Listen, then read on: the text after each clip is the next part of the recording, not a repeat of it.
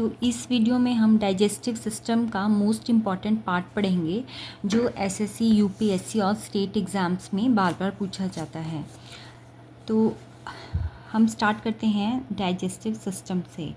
सो digestive system जो होता है, सिस्टम मीन्स बहुत छोटे छोटे ऑर्गन्स जो होते हैं वो मिलकर जब काम करते हैं कोऑर्डिनेशन में, तो उससे सिस्टम बन गया। तो अब डाइजेस्टिव सिस्टम में आपके पास बहुत सारी ऑर्गन्स आती हैं, starting from the mouth, your oesophagus जिसको फूड पाइप भी बोलेंगे, then your stomach, intestine, small intestine. तो ये सारे के सारे मिलकर जो हैं वो डाइजेस्टिव सिस्टम बनाएंगे। अब आपको सिर्फ मेन पॉइंट्स इनमें याद रखने हैं, जैसे लार्ज इनसॉल्युबल फूड मॉलिक्यूल्स जो भी हम खाते हैं उसकी ब्रेक डाउन हो जाती है small water soluble food molecules में।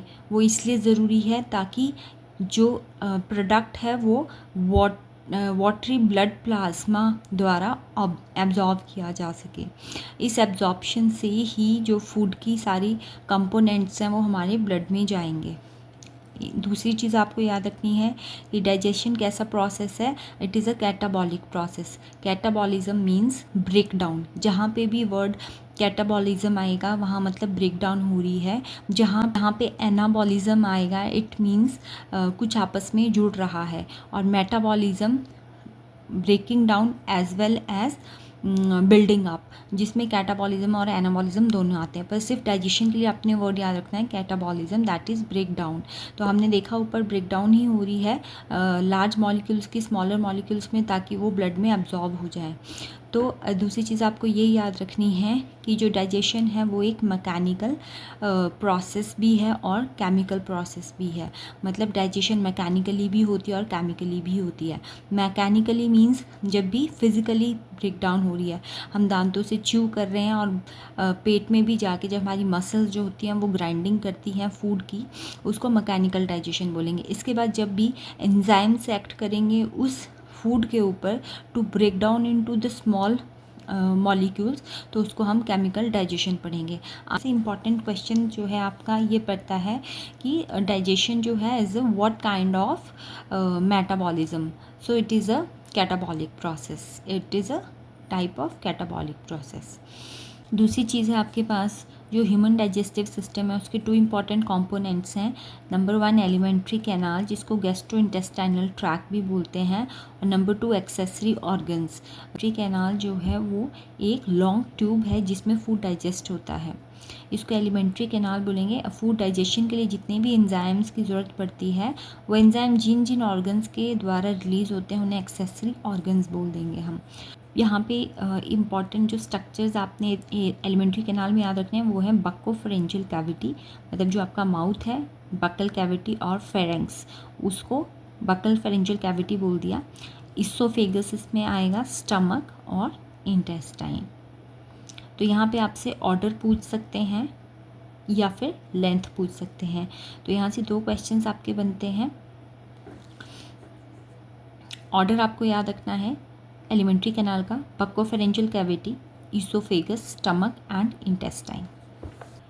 अब हम डाइजेशन स्टार्ट करते हैं कि जो ये केमिकल डाइजेशन वाला प्रोसेस है उसमें आपके पास क्या क्या आएगा। सलाइवरी ग्लैंड्स जो कि सलाइवा प्रोड्यूस करते हैं। तो आपके पास सलाइवा जो होता है एक वाटरी सब्सटेंस होता है। आपको कॉम्पोजिशन याद होनी चाहिए कि सलाइवा की कॉम्पोजिशन, सलाइवा 99.5% वाटर हो गया और प्लस 0.5% जो बच गया उसमें इलेक्ट्रोलाइट्स हो सकते हैं, म्यूकस होंगे और white blood cells, epithelial cells होंगे। कुछ एंजाइम्स होंगे, याद रखना है अमाइलेज जिसका नाम टाइलिन भी है, इसकी प्रेजेंस सलाइवा में होती है। लाइपेज सलाइवा में होता है। एंटोमाइक्रोबियल एजेंट्स जैसे कि सिक्रीटरी, IgA और लाइसोजाइम्स। तो इसमें आपको याद रखना है कि सलाइवा में 3 इम्पॉर्टेंट एंजाइम्स होते हैं। नंबर 1 अमाइलेज जिसको टाइलिन बोलेंगे, लाइपेज और लाइसोजाइम। इसको आप ALL से याद रख सकते हैं, अमाइलेज, लाइसोजाइम और लाइपेज। थोड़ा सा सलाइवा का फंक्शन आपको बताते हैं। सलाइवा का काम होता है फूड को मॉइस्ट बनाना, सलाइवा फूड के साथ जब मिल जाता है तो बोलस बनेगा और स्वॉलिंग बहुत ईजी हो जाती है। तो this is the function of the saliva. Amylase या ptyalin breaks down starch into maltose and dextrin. इसमें से डायरेक्ट MCQs आपको आ जाएगा कि स्टार्च जो है वो किन दो कंपोनेंट्स में ब्रेक डाउन होता है, but in the presence of which enzyme, है ना। तो टाइलिन या माइलेज एंजाइम, एक क्वेश्चन इस तरह से बनेगा। एक क्वेश्चन ये भी बन सकता है कि जो टाइलिन या माइलेज है वो स्टार्च को किन दो कंपोनेंट्स में ब्रेक डाउन करता है। तो आपने याद रखना है माल्टोज एंड डेक्स्ट्रिन। दूसरा एंजाइम है लाइसोजाइम्स। लाइसोजाइम का फंक्शन होता है कि वो हाइड्रोलिसिस करता है बैक्टीरियल सेल वॉल की, ताकि कुछ भी फूड के साथ कोई भी बैक्टीरिया या कोई भी माइक्रो ऑर्गेनिजम्स अगर हमारे फूड में मिले हैं तो उनकी मुंह में ही उनकी ब्रेकडाउन हो जाए। तो वो सेल वॉल को ब्रेक डाउन कर देता है बैक्टीरिया की लाइसोजाइम एंजाइम, और हमारे फूड को जो है वो, तो इसीलिए इसको एंटीबैक्टीरियल एंजाइम भी बोलेंगे लाइसोजाइम को। लास्ट में आपको एक बार फिर से रिपीट करते हैं। सलाइवा के 3 इंपॉर्टेंट कंपोनेंट्स याद रखने हैं। अमाइलेज, जिसको टाइलिन भी बोलेंगे, lipase and lysozymes. Amylase, lipase and lysozyme. एक क्विक रिविजन हम कर लेते हैं। Digestion means breakdown of food. It is of 2 types, mechanical digestion and chemical digestion. Length human digestive system में इसकी टोटल एलिमेंट्री कैनाल की लेंथ 30 फीट होगी। Saliva में 3 टाइप्स ऑफ एंजाइम्स हैं, amylase, ptyalin, lipase and lysozymes. Amylase का function है starch को break down करना माल्टोज और डेक्स्ट्रिन में।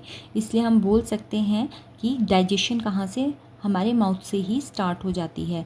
जैसे हम फूड माउथ में लेते हैं, मुंह में डालते हैं, तो जो फूड में स्टार्च प्रेजेंट है उसको जो टाइलिन है या अमाइलेज है, माल्टोज और डेक्स्ट्रिन सब यूनिट्स में ब्रेक डाउन कर देता है।